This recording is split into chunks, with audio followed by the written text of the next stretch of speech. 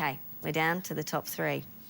Now an album that may be a disturbing comment on alienation in society today, but not disturbing enough to stop it being voted number 3. It's Radiohead's OK Computer.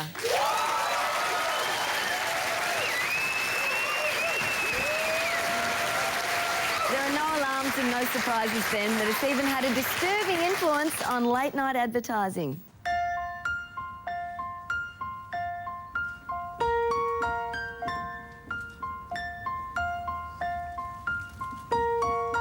No alarms and no surprises! No alarms and no surprises! That's right, the number of alarms has been slashed to 0. And never before have so few surprises been under the one roof.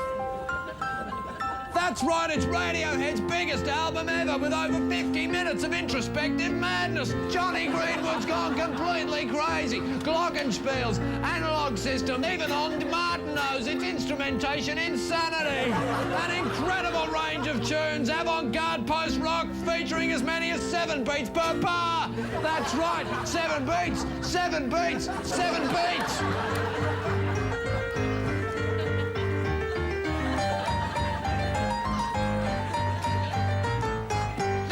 Signature is never to be repeated. So hurry in, because music this pretentious simply cannot last.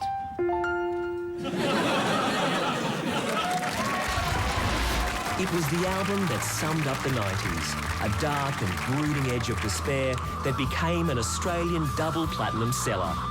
Radiohead's OK Computer was greeted with world acclaim upon its release in 1997 and signalled the return of introspective 70s prog rock, but this time with a lot more attitude.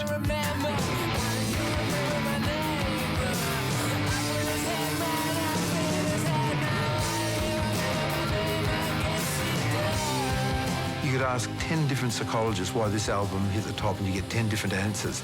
I don't know, maybe it's because it's got great lyrics, maybe because it's a real listening album, which you should put on the headphones for and just drench yourself in.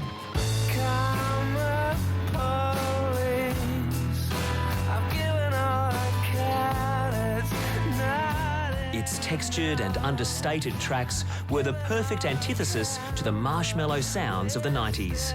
OK Computer was the band's 3rd and most successful album since they'd first formed as mates back in high school in 1986.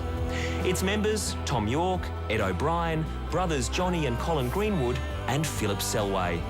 The album struck a chord with its themes of a world dehumanised by machines and a future dominated by surveillance.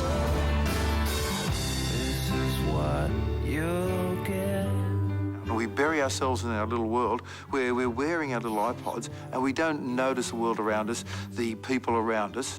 On a closer look, fans found parallels to George Orwell's 1984 and Douglas Adams' Hitchhiker's Guide to the Galaxy. It was the perfect album to end the 90s.